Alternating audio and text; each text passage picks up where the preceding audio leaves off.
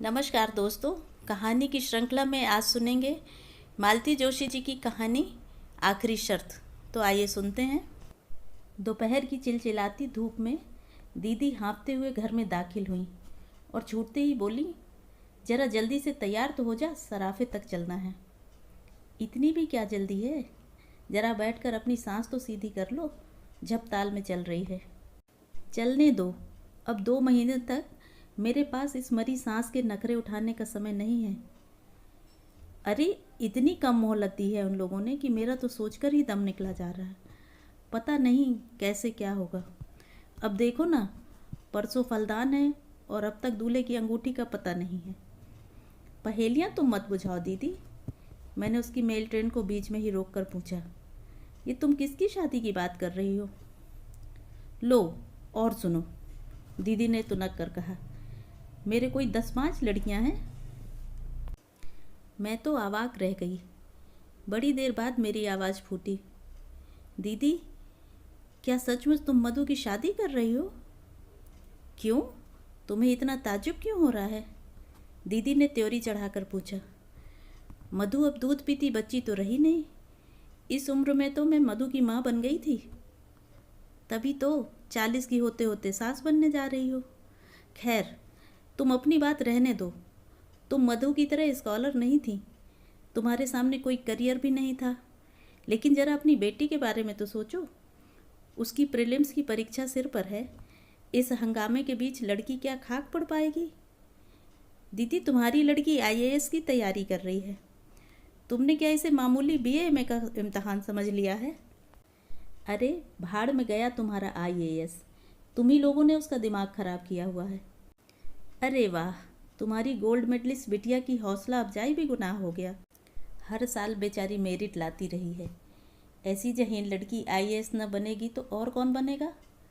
हम तो बड़ी आशा लगाए थे कि अपने परिवार में भी कोई कलेक्टर बनेगी। और उस कलेक्टरनी के लिए हम कमिश्नर दूल्हा कहाँ से लाएंगे, यह भी सोचा है? तो क्या सिर्फ इसीलिए तुम इतनी ब्रिलियंट लड़की का करियर चौपट कर दोगी?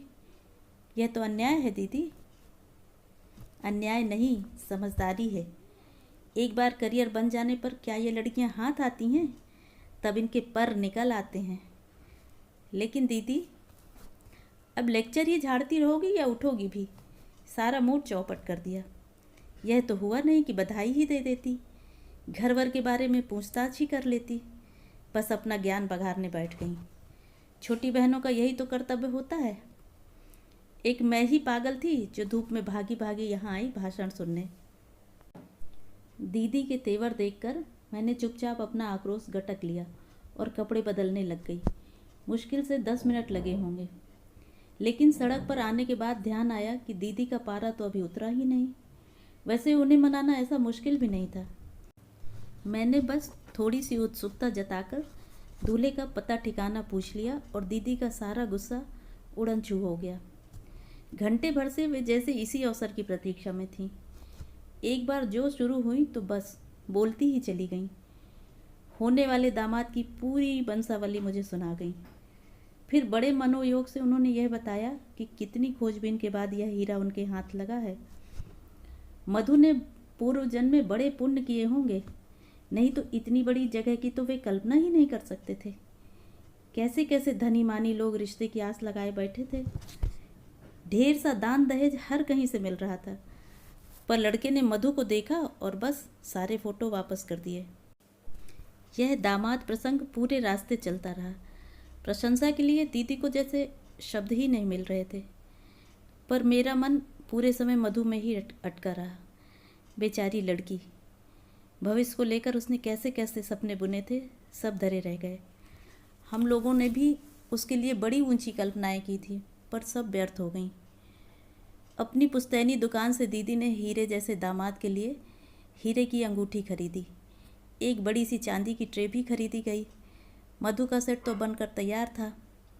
उसकी सास के लिए 3 तोले के मंगलसूत्र का ऑर्डर दिया गया। दुकान से उतरते हुए दीदी भेद भरे अंदाज में बोली, सास का पिटारा ऐसा भेजूंगी कि देखना, आंखें फटी की फटी रह जाएंगी। दीदी उस समय उत्साह की मूर्ति बनी हुई थी।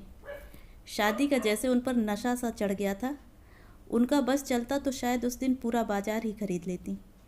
जब पर्स में सिर्फ किराए के लायक पैसे बचे रहे तभी उन्होंने अपनी खरीदारी बंद की। इतनी जोखिम के साथ उन्हें घर अकेले भेजने का साहस नहीं हुआ। मैं भी साथ हो ली। मधु से मिलने का भी मन हो रहा था। घर एकदम सुनसान था। मधु के रहते घर में इतना सन्नाटा, आश्चर्य था। 24 घंटे चीखता ट्रांजिस्टर और उसके सुर से सुर मिलाकर गाती मधु, ये तो दीदी के घर के स्थायी प्रतीक थे। मधु घर में नहीं है क्या? अपने कमरे में होगी, दीदी ने बताया। और फिर एकदम याचना भरे स्वर में कहने लगी, तेरे हाथ जोड़ती हूँ कुसुम, उसके पास जाकर कुछ ऐसी वैसी बात मत करना। वह पहले ही मुंह फुलाए बैठी है। अपन साधारण लोग हैं बहन, बहुत ऊंचे सपने देखना हमें शोभा नहीं देता। दीदी, सपने देखने पर तो तुम प्रतिबंध नहीं लगा सकती, बाकी तुम अपने मन की तो कर ही रही हो। सपनों से जिंदगी नहीं चलती रे। क्या सभी सपने पूरे हो जाते हैं? अब इसी को ले लो, हर साल इतने लोग परीक्षा देते हैं, क्या सभी पास हो जाते हैं? फिर उसी आशा में उम्र बढ़ाने से क्या फ़ायदा? इतना अच्छा रिश्ता रोज़ रोज़ थोड़े ही मिलता है। दीदी की बात में कोई खास वजह नहीं था, पर उनके स्वर का गीलापन मुझे छू गया। उन्हें आश्वस्त करके ही मैंने मधु के कमरे में पांव रखा। अपनी मेज के पास गुमसुम बैठी मधु सूनी आंखों से खिड़की के पार देख रही थी।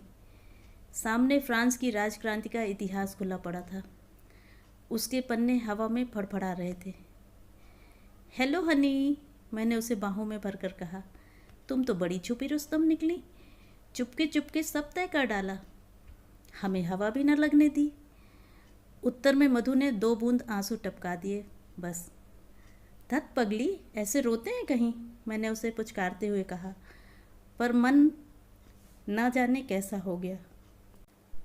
दीदी, मधु तो रो रही है, मैंने दीदी के पास बैठते हुए कहा। शादी की बात सुनकर सभी लड़कियां रोती हैं। दीदी ने निर्लिप्त भाव से मुझे चाय का कप पकड़ा दिया। तुम भी रोई थी, हम भी रोए थे। तुम क्यों रोई थी? याद है दीदी, कॉलेज जाने का तुम्हारा अरमान मन में रह गया था। अम्मा बाबूजी ने कहा था कि तुम्हें बीए करा देंगे, तो हम लड़का कहाँ से लाएंगे। आज वही अन्याय तुम अपनी बिटिया के साथ कर रही हो। पीढ़ियाँ बदल गईं, पर हमारी मान्यताएं वहीं की वहीं हैं। हम उन्हें अम्मा बाबूजी कहते थे, बच्चे हमें मम्मी पापा कहते हैं। बस इतना ही फ़र्क आया है, बाकी सब तो वैसा का वैसा ही है। वैसा का वैसा कहाँ है? मेरी लड़की डबल ए में है। मैंने जो सहा उसका 10वां हिस्सा भी मैंने उसके हिस्से में नहीं आने दिया। और फिर जैसे अतीत में खोते हुए बोली, उस समय मैं क्यों रोई थी जानती हो? सगाई के बाद मेरा गाना बजाना छुड़वा दिया गया था। मेरी सास इसके लिए खास हिदायत देकर गई थी। जब तक वह जीती रहीं मुझे कभी गुनगुनाने भी न दिया। अब तो खैर मेरी आवाज़ ही मर गई है। इसीलिए मैंने मधु को कभी नहीं टोका। उसकी दादी गालियाँ निकालती रहीं, पापा तो हमेशा ही बरसते रहे, पर मैं हमेशा उसका बचाव करती रही। मेरा गला घोट दिया, कोई बात नहीं, पर लड़की पर यह अन्याय नहीं होने दूंगी। मैंने तो मधु की सास से साफ साफ कह दिया है। मैं पिछली पीढ़ी की थी, इसलिए मन मारकर भी जी गई। मेरी लड़की से यह ना हो सकेगा। मैं दीदी का तमतमाया चेहरा देखती रह गई। वक्त ने उनके घाव भर दिए हैं, पर टीस अब भी बाकी थी। प्रसंग छिड़ते ही उनकी वह पीड़ा सतह पर आ गई थी। मुझे चुप देखकर ममता भरे स्वर में बोली, तुझे मधु की पढ़ाई की चिंता है ना? देख, भाग में विद्या होगी तो पढ़ ही लेगी। वैसे वे लोग बड़े समझदार हैं। अब रहने भी दो दीदी, शादी के बाद पढ़ना क्या होता है मुझसे पूछो। सारा घर जैसे आप पर पहरा देता है, एहसान जताता है, और अगर बदकिस्मती से कहीं फेल हो गए तो बस सारी जिंदगी ताने सुनते ही बीतती है। दीदी के घर से लौटते ही मन बेहद उदास था। उनकी मौन व्यथा का एकाएक साक्षात्कार हो जाने से मैं चौंक गई थी। अनजाने ही मेरे अपने भी कुछ घाव हरे हो गए थे, और इन सब से ऊपर था मधु का आंसू भीगा चेहरा, जो किसी तरह आंखों से हटता ही न था। सच, अगर हमें अपने बच्चों के पंख कुतरने ही होते हैं तो पहले हम उन्हें आकांक्षाओं का आकाश देते ही क्यों हैं। घर में प्रवेश करते हुए डर रही थी कि सबके मुंह फूले मिलेंगे। पड़ोस से चाबी लेकर घर खोलना न बच्चों को अच्छा लगता है न उनके पापा को। सबके स्वागत में मेरा दरवाजे पर मिलना जैसे ज़रूरी है। लेकिन घर में मौसम खुशगवार था। वातावरण से प्रसन्नता की महक आ रही थी। चलते समय दीदी ने ज़बरदस्ती एक मिठाई का पैकेट थमा दिया था। मिठाई और मधु की शादी की खुशखबरी एक साथ पाकर जनता और भी खुश हो गई। आश्चर्य तो तब हुआ जब श्रीमान जी भी मेरे सामने काजू की बर्फ़ी का डिब्बा खोलकर खड़े हो गए। लो श्रीमती जी, तुम भी हमारी ओर से मुंह मीठा करो, तुम्हारी बिटिया भी झंडे गाड़ कर आई है। अच्छा, मैंने खुशी से डगमगाते हुए पूछा, क्या हुआ? Oh mummy, I am so happy today. मेरी सोड़सी कन्या मेरे गले में झूल गई।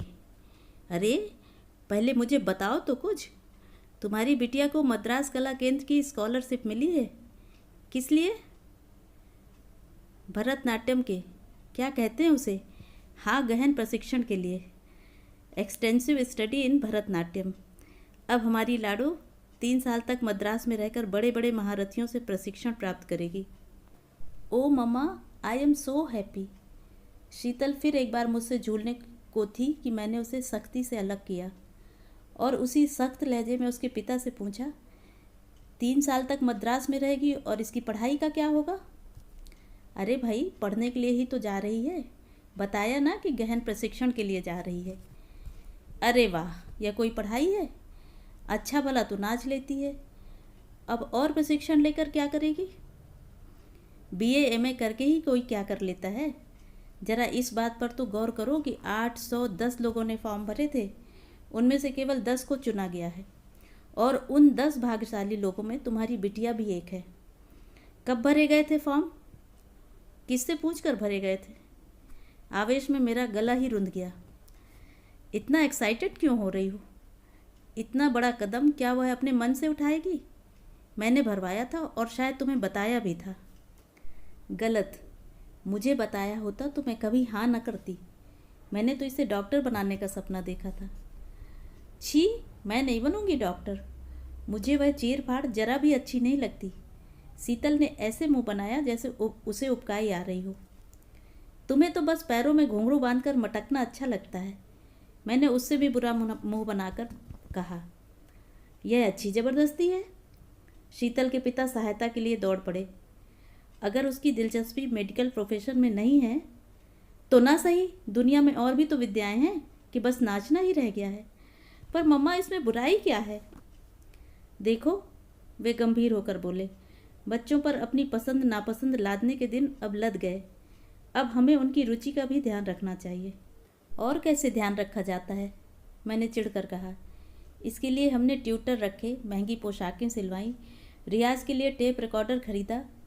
बच्चों के शौक़ के लिए हम कब पीछे हटे हैं, बल्कि अपनी हैसियत से कुछ ज़्यादा ही करते रहे हैं। पर इसका मतलब यह थोड़े ही है कि सब कुछ छोड़कर उसी में जुट जाओ। रुपया भी फूंको और साल भी बिगाड़ो। देखो, शौक़ अपनी जगह है, करियर अपनी जगह। डांस सिर्फ शीतल का शौक़ या हॉबी नहीं है कुसुम, वह इसे अपना करियर बनाना चाहती है। वाह, क्या बात है। कल को उसकी शादी भी करनी है कि नहीं? यह शादी की बात बीच में कहाँ से ले आई? क्यों, कुछ गलत कहा मैंने? कल को लड़के वाले पूछेंगे तो अपने पास कुछ जवाब तो होना चाहिए कि नहीं, कि यही कह देंगे कि साहब लड़की पढ़ी लिखी है, बस नाचना जानती है। वह क्या कहते हैं, गहन प्रशिक्षण प्राप्त है। बहुत अच्छा लगेगा ना यह कहते हुए, कम से कम मुझे तो बुरा नहीं लगेगा। और इस बात को सुनने के बाद कितने लड़के शादी के लिए तैयार होंगे? तुम्हें संदेह क्यों हो रहा है कुसुम? इसलिए कि मैं हिंदुस्तानी लड़कों की मनोवृत्ति को आपसे ज़्यादा समझती हूँ। मैं जानती हूँ कि अपने को अत्याधुनिक कहने वाले युवक भी पत्नी को स्टेज पर नाचते नहीं देख सकते। कला की प्रशंसा करना एक बात है और कलाकार से शादी करना एकदम दूसरी। शादी शादी शादी, शीतल एकदम चीख पड़ी। बंद करो मम्मा, बोर हो गई हूँ मैं तो। क्या लड़की के कैरियर की यही एक आखिरी शर्त है, शादी? ओ गॉड! हाँ, यही आखिरी और अनिवार्य शर्त है, मैंने कहा और दोनों हाथों से अपना चेहरा ढांप लिया। मेरी प्रगतिशीलता का नकाब किसी ने फाड़ कर फेंक दिया और अब मुझे अपने चेहरे पर शर्म आ रही थी। तो ये थी कहानी दोस्तों। इसी तरह की और भी रोचक अनोखी कहानियों के लिए मेरे चैनल को सब्सक्राइब करना ना भूलें। चैनल को लाइक करें, ज़्यादा से ज़्यादा शेयर करें और कमेंट करके ये ज़रूर बताएं कि आपको ये कहानी कैसी लगी। मिलते हैं अगले वीडियो में एक और नई कहानी के साथ। तब तक स्वस्थ रहें, सुरक्षित रहें। Thanks for listening.